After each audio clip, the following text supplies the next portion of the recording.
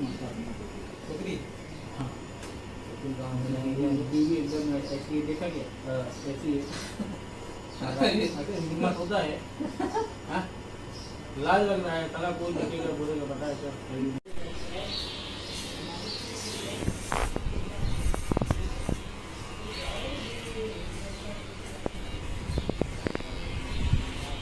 अबे क्या कर रहा है